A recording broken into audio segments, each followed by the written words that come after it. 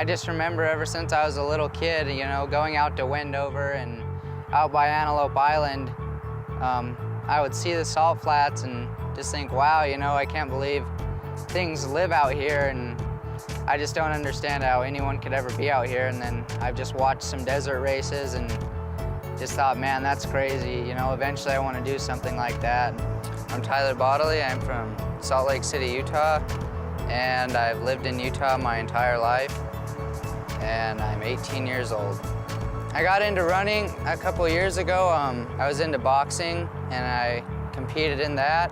I would just run as part of my boxing routine. I had a friend out in Farmington that runs marathons, challenged me to a marathon, and I tried it, and I loved it, and it just wasn't quite a big enough challenge for me, so I started getting into ultra running, and I've been running ever since.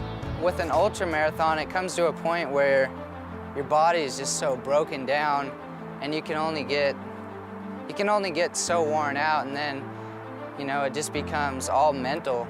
In the leading weeks to the race, I just constantly remind myself that it's going to be really tough, and that it's going to be, you know, the biggest challenge I've had yet, and that I just have to let myself know ahead of time that when I hit a point where my body doesn't want to keep going, that, you know, my heart and my mind are going to keep myself going. As far as my age goes, I'm either a half to a quarter of what most people running the ultras are at.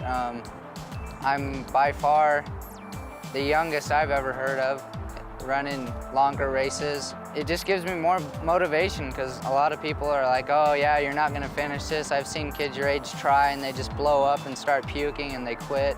I want people to tell me that, because I overcome it every single time.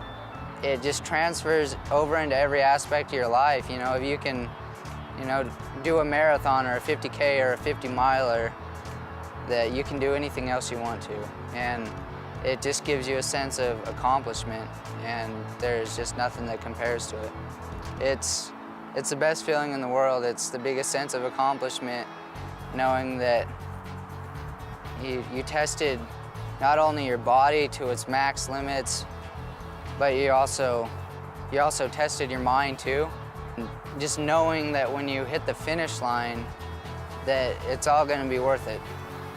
And that, you know, a few days from then, you're going to want to be doing the same exact thing.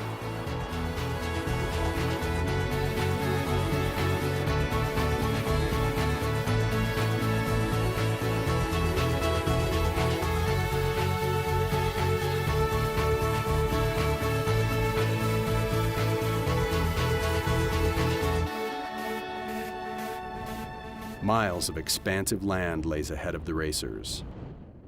The runners make their way 10 miles from the start to checkpoint 1. The first leg of the race is a straight shot on the salt flats. Leading the race with substantial breathing space is Jay Aldis. The field of runners is already beginning to expand along the course. Some runners set a pace together, while others run alone. No matter how the racers run, it is important for them not to blow up. The salt allows the runners to maximize speed, but they must remember to save energy. Running too hard now will hurt competitors later. Personal strategy is now paramount to each runner's success. But one runner is not running alone, but with her best friend. Hi, my name is Deanna Crozman. I live here in Wendover, and I decided to run 100 miles, or at least try. And I'm bringing my dog Elvis, and I wanted to see if he could do it too. So I got him with the idea he would be a good running companion. I mean, he loves to run. Longest we've done is back-to-back 30 miles one day and 20 miles the next day, but that's a big difference than 100 miles. So I have no idea what to expect. He makes me feel completely safe having him with me. One of the things with Elvis is I'm curious to see how far he'll run, because I've never had a dog that likes to run so much. I mean, if I'm getting ready to run, he's excited and jumping around, and he sees me putting on my running shoes. He'll bring me the leash. He will pick up his pack to, you know, then toss it my way, so I'll put it on him. And he's like he's just so amazing as far as being an athlete. Boy, I wish I could run like he can. And I'm just really curious to see how far he'll go. And he's been training, but he doesn't have the mental capacity right now, to understand that we're going to do 100 miles. He has no idea we're going to do 100 miles.